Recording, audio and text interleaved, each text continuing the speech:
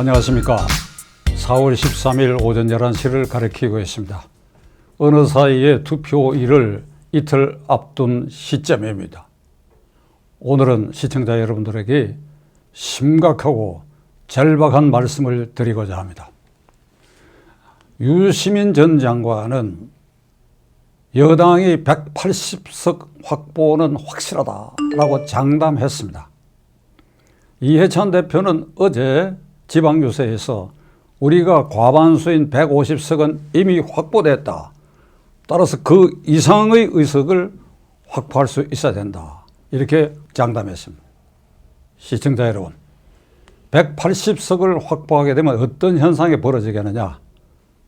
문재인 정권은 이미 대법원, 헌법재판소, 언론의 친여화, 주요 시민단체의 친여화에 성공하고 있고 180석 이상을 확보하게 되면 윤석열 검찰은 완전히 해체되고, 그래야 윤 총장과 울산 선거 부정선거 사건 조국 게이트 수사를 맡았던 지휘자들 14명이 몽땅 검찰에서 쫓겨나가게 되고, 그리고 무엇보다도 국회가 완전히 일당 독재 국회로 전락하고 말 것입니다.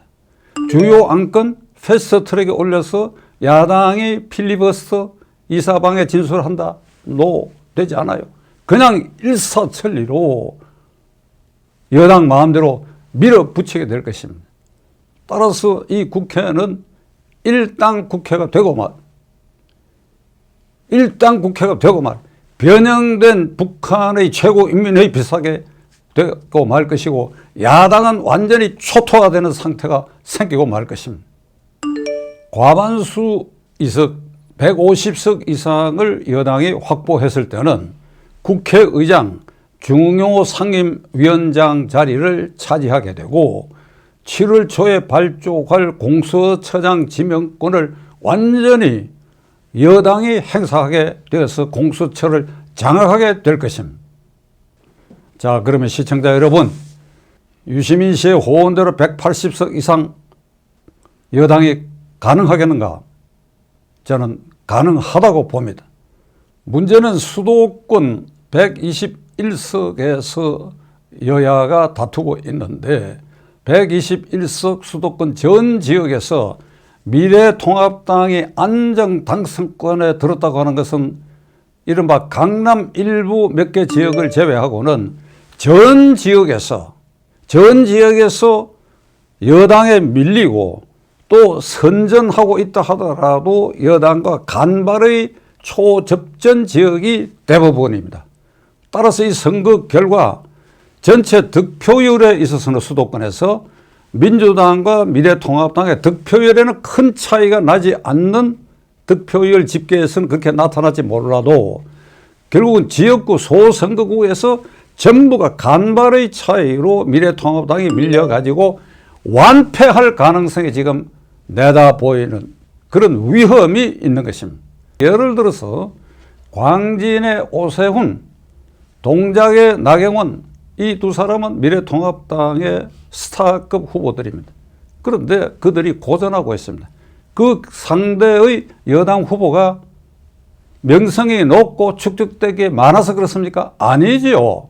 오세훈, 나경원은 민주당 후보가 사람과 사람의 대결에서 지금 박빙의 승부를 펼치는 것이 아니라 당세에서 밀려가지고 미래통합당의 당의 값어치가 안 나가기 때문에 그 스타 후보들도 밀리고 있으니 전 지역이 이런 현상으로 필패할 가능성이 있는 것입니다.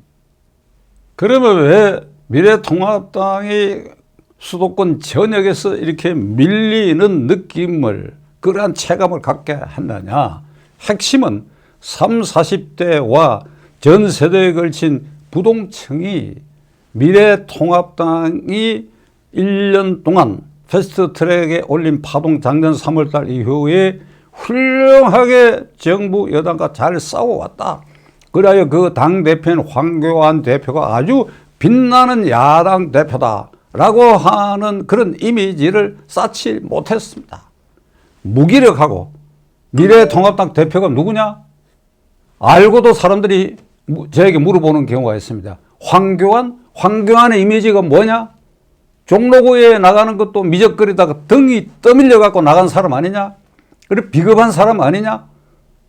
차라리 문재인 정권을 지지는 할 수 없지만은 그렇다고 미래통합당 후보를 우리가 어떻게 선뜻 지지할 수 있겠느냐?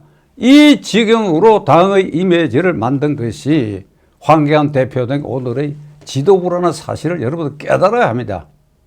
그 요소만큼 수도권 전역에서 간발의 차이로 모든 후보들이 고전하고 있는 것입니다. 5년 임기 대통령이 3년차 선거에서 정권 심판, 정권 평가가 실종된 이러한 선거는 우리 헌정사에 처음 있는 일입니다. 코로나 사태가 오로지 문재인 대통령의 독점적 공로로 치부하는데 그들은 홍보에 성공하고 있습니다. 만일 150석 이상, 특히 180석 이상을 차지하게 되면 지난 3년 동안의 소득주도 성장 탈원전, 그리고 무엇보다도 울산시장 부정선거 사건의 종착점이 문재인 대통령, 조국 사태의 종착점 조국, 이들에게 대해서 공수처가 면죄부를 주게 되고 윤석열 검찰총장 팀은 해체되게 될 것입니다. 간단히 말씀드리면 문재인 정권이 3년차 모든 실정에 대해서 면죄부를 얻는 것이 돼가지고 그들의 폭정, 기승을 부리게 될 것이고 문재인 천국, 좌파 천국의 시대를 우리는 살아가야 하게 될 것입니다. 시청자 여러분, 그러면 이것을 이틀 남은 시간 동안에 반전시킬 수 있겠습니까? 어려울 것입니다. 저도 어렵게 봅니다. 그러나 포기하지 말아야죠. 누가? 황교안 대표와 마지막에 총괄 선대위원장을 맡은 김종인 두 지도자가 투표일 이틀을 남긴 이 순간에 절규해야 됩니다. 절규해야 됩니다.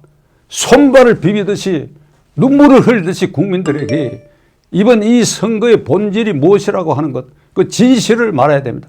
첫째로 우리는 완전히 지고 있다. 필패할 가능성이 있다. 그리고 이 선거는 자유민주주의 체제를 지키느냐 안 지키느냐의 변곡점에 있는 선거다.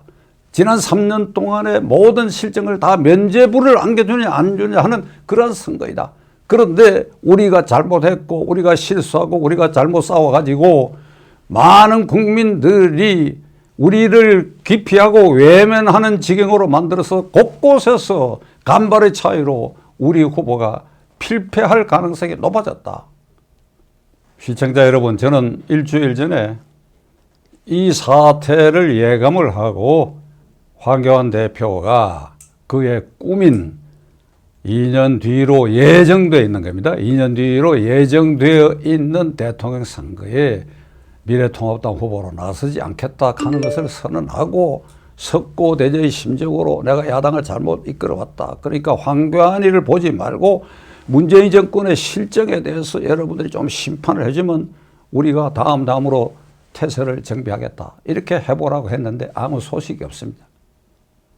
황교안 대표, 대통령 후보 자리가 그렇게 그대에게 중요합니까? 이 시기에 포기하세요. 이틀 남았습니다. 심사숙고하세요. 그래 국민 앞에 석고대죄 진정성을 보이세요. 오늘날 당이 이렇게 된 건 저희 책임입니다. 따라서 모든 걸 내려놓겠습니다. 저는 종로에 전념하고.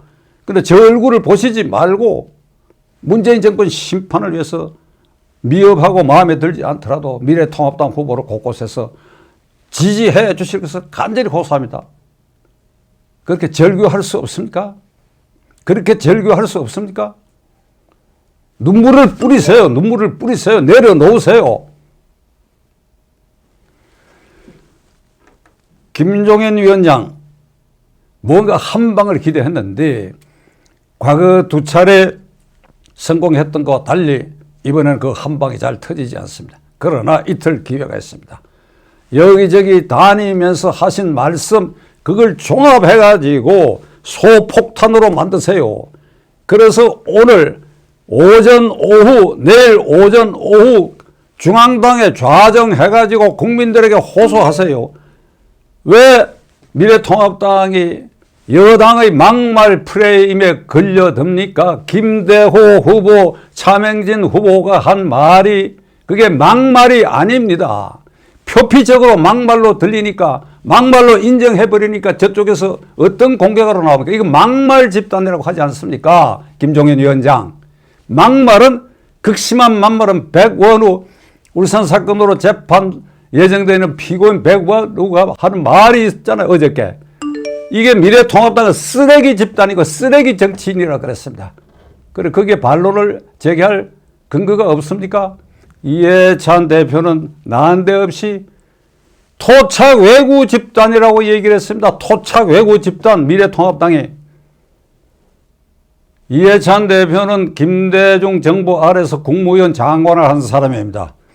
98년 임기 시작하던 해 10월 달에 일본에 가서 김대중 대통령은 당시 오부치 일본 수상과 미래전향적인 한일 관계 선언을 했어요. 김대중 오부치 선언입니다. 과거를 따지지 말자. 정경 분리하고 과거를 따지지 말자. 그 선언에 동참하고 그 선언을 충실히 20여 년간 지켜온 이해찬, 그대는 토착 왜곡 아닙니까? 김종인 위원장, 황교안 대표, 이런 막말에 왜 침묵하십니까? 마지막으로 이틀 동안 두 방, 세 방 때리세요. 지켜볼 것입니다.